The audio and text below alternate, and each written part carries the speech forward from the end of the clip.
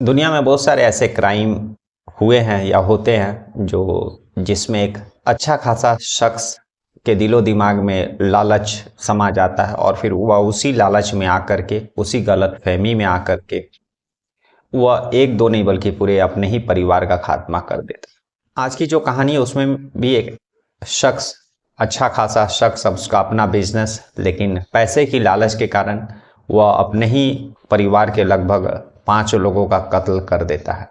नमस्कार, मैं हरेंद्र और आज आप इस क्राइम स्टोरीज में ऐसे ही एक दर्दनाक कहानी सुन रहे हैं। दरअसल आज की कहानी जो है वह उत्तराखंड की है। उत्तराखंड का जो राजधानी देहरादून है और उसी देहरादून में एक आदर्श कॉलोनी आता है और यह कहानी उसी आदर्श कॉलोनी में रहने वाले जय सिंह और उनके परिवार के सदस्यों की है। दरअसल यह कहानी जो है 24 अक्टूबर 2014 का है, लेकिन इस कहानी की जो शुरुआत हुई थी दरअसल वह 24 अक्टूबर 2014 से काफ़ी वर्षों पहले हुई थी।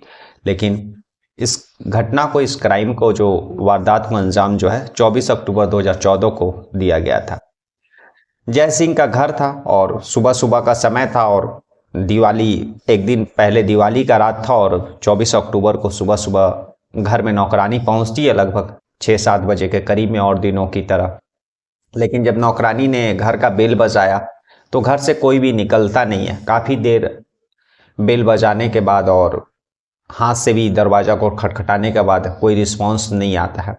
काफ़ी देर वहाँ रुकती है क्योंकि वहाँ पर अक्सर वह काम करने आया करती थी और कभी ऐसा कुछ हुआ नहीं। वह भी सोचती है कि पिछले रात को जो है दिवाली था, हो सकता है लोग घर के काफ़ी रात तक जगे हों, इसलिए सुबह ज़्यादा देरी तक सोए हुए हैं। और यह सारा चीज़ उसके दिमाग में चल रहा था। वह साथ में दरवाज़ा भी खटखटाती है और घर का जो है डोरबेल है वह भी बजाती है। तभी अंदर से आवाज़ आता है कि आज काम नहीं करवाना, तुम अपने घर चल जाओ। ऐसा कभी हुआ नहीं था। उस नौकरानी को भी कुछ अटपटा लगता है और यह सोचते सोचते वह बाहर निकल रही थी और उसी जैसे ही वह घर के बाहर निकलती है तो बगल का जो घर रहता है वह जय सिंह के भाई अजीत सिंह का रहता है। अजीत सिंह और उनके भाई जय सिंह अगल बगल ही रहा करते थे। तभी अजीत सिंह उस नौकरानी से पूछते हैं कि क्या बात है। तब वह नौकरानी ये बताती है कि घर में काफ़ी दफ़ा मैंने लगभग आवाज़ दिया, दरवाज़ा खटखटाया, लेकिन कोई भी रिस्पॉन्स नहीं आ रहा है।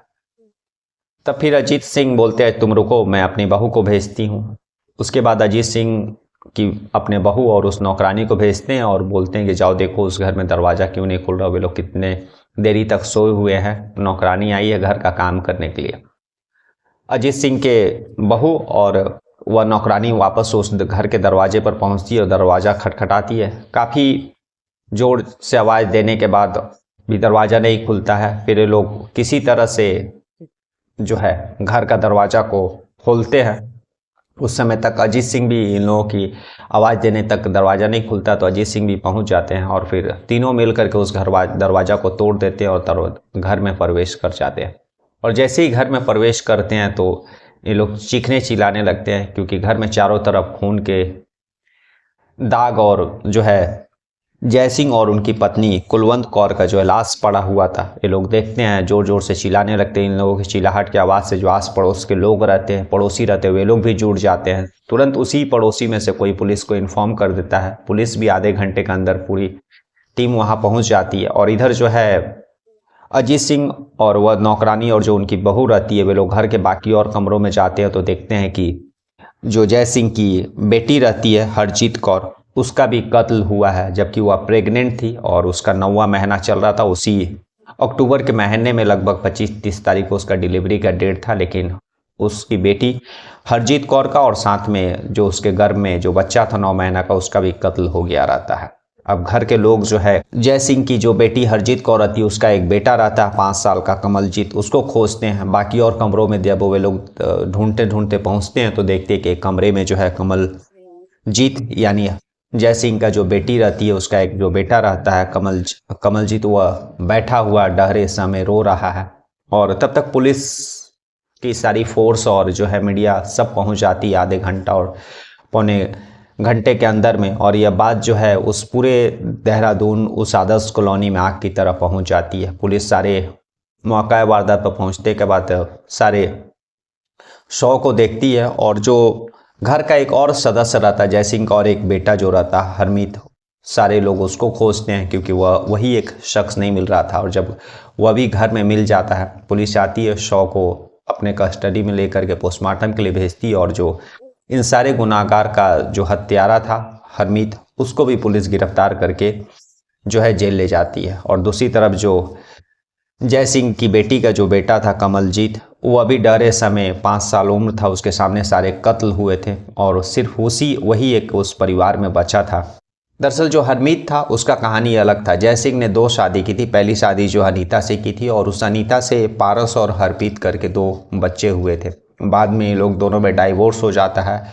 अनीता जो है यूपी के सहारनपुर में अपने एक बेटे पारस के साथ रहने लगती है, जैसा कि कोर्ट ने ऑर्डर दिया था। एक बेटा जो है उसके माँ का कस्टडी दिया था और दूसरा बेटे का कस्टडी जो है जय सिंह को दिया था। तो हरप्रीत जो था वह जय सिंह के साथ रहा करता था और उनकी पत्नी अनीता जो पहली पत्नी थी वह यूपी के सहारनपुर में रहा करती थी। और दोनों अलग होने के बाद काफ़ी समय के बाद जो है जय सिंह दूसरी शादी कर लेते हैं, लेकिन जो पहली पत्नी का जो बेटा हरप्रीत रहता है वह उसको अपने साथ ही रखते हैं। वह धीरे धीरे बड़ा होता है और जैसे जैसे वह बड़ा होता है वह देखता है कि जय सिंह की जो बेटी रहती है हरजीत कौर, उसका उस परिवार में मान जान ज़्यादा होता है।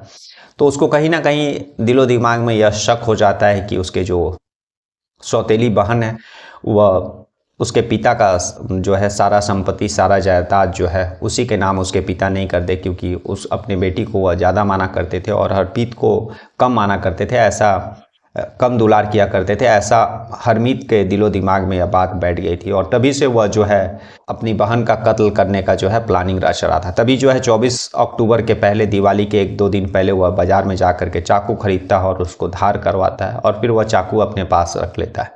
24 अक्टूबर को दरअसल दिवाली था। सारे लोग शाम को दिवाली मनाने के बाद, खाने पीने के बाद अपने अपने कमरे में सोने चल जाते हैं और हरमीत का जो है नींद रात को 12 बजे टूटता है और उसके बाद जो है वह चाकू जो उसने धार करा करके लाया था उस चाकू को निकालता और फिर जय सिंह और अपनी सौतेली माँ कुलवंत कौर जो कि 55 साल के थी और जय सिंह 60 साल के थे, इन लोगों को कत्ल करता है। ना केवल कत्ल करता है बल्कि बेदर्दी से इन लोगों के ऊपर जो है चाकू से वार करता है। वो अपने पिता जय सिंह के ऊपर लगभग 30 बार वार किया था, जो कि पोस्टमार्टम रिपोर्ट में सारा खुलासा हुआ। अपनी माँ जो 55 साल की थी, कुलवंत कौर सौतेली माँ, उसके शरीर पर जो है 27 बार उसने चाकू से वार किया था। जो सौतेली बहन थी हरजीत कौर, उसके ऊपर भी उसने 20 वार किया था और उसके बाद जो है उसका जो बेटी थी उसके ऊपर भी 11 बार उसने वार किया था। लेकिन जब भाजे का कत्ल करने का जब समय आया, जो 5 साल का कमलजीत था, वह उस घर में एक रूम से दूसरे रूम में भाग रहा था और हरमीत जो है उसको मारने के लिए वही एक शख्स था जो बचा हुआ था। तभी जो है कमलजीत अपने उस हरप्रीत को यह कहता है कि मामा तुम मुझे क्यों मारना चाहते हो, तुम तो ऐसे मुझे बहुत प्यार करते हो। और जब यह 1-2 लाइन जब वो अपने हरप्रीत के सामने यह बात बोलता है कि मेरा क्या गुनाह है, तुम तो मेरे मामा हो, तुम मुझसे बहुत प्यार करते हो, तो यह बातें वह सुनने के बाद वह पसीज जाता है, उसका मन और दिमाग जो है घूम जाता है और वह जो है कमलजीत को छोड़ देता है। लेकिन छोड़ने के बाद वह उसको उसी रूम में लेकर के रात भर बैठाए रखता है, कहीं भी उसको हिलने डुलने नहीं देता। जब सुबह में नौकरानी भी आती है, दरवाज़ा खटखटाती है, तो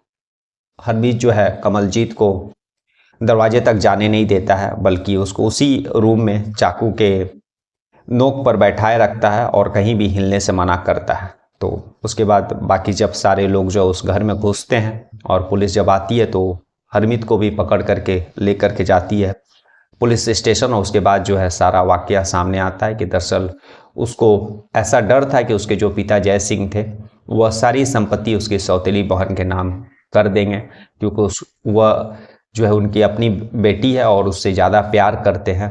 उसका मान जान उस घर में जाता है और इसी के कारण जो है वह चाकू धार करने के बाद अपने पास रखता और दिवाली की रात को जो है इस वारदात को अंजाम देता है।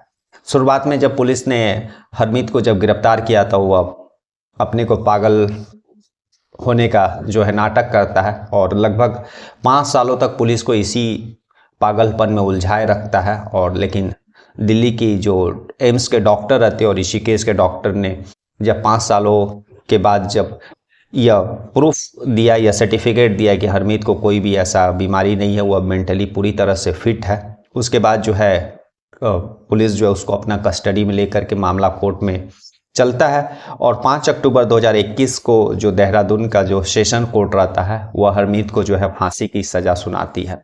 उसके बाद जो है फांसी की सज़ा को जो है उत्तराखंड के जो है हाई कोर्ट में चैलेंज किया जाता है और 5 जुलाई 2024 को उत्तराखंड का जो कोर्ट रहता है वह हरमीत को जो है फांसी की सज़ा बरकरार रखती है और इसको रेयरेस्ट ऑफ रेयर केस मानती है और यह भी कहती है कि जो हरमीत ने जितने भी जो 5 लोगों का कत्ल किया है वह पूरे होश हवास में किया है, उसका जो है मानसिक स्थिति पूरी तरह से ठीक है। तो आज की कहानी यही थी जिसमें एक अच्छा खासा शख्स गलतफहमी और पैसे की लालच के कारण परिवार के 5 सदस्यों का कत्ल कर देता है। उसी पिता का कत्ल करता है जिस पिता ने उसका कस्टडी लेने के लिए कोर्ट से लड़ाई लड़ा था और उसके बाद फिर जो है वह उसको अपने साथ अपने पास रख रहे थे। अगर वह जयसिंह चाहते तो हरमीत को जो है अपने माँ के पास ही रहने देते, लेकिन वे इसके लिए उन्होंने कोर्ट से लंबी लड़ाई लड़ी और उसके बाद कोर्ट का आदेश के बाद जो है एक बेटा जो पारस था उसको उसका माँ का कस्टडी मिला और जयसिंह को जो है हरमीत का कस्टडी मिला। तो दुनिया में बहुत सारे ऐसे क्राइम हैं जो इस तरह के पैसे, लालच, शक और गलतफहमी के कारण होते हैं। चलिए फिर हम लोग कल ऐसी किसी कहानी के साथ मिलेंगे, तब तक के लिए नमस्कार, जय हिंद, जय भारत।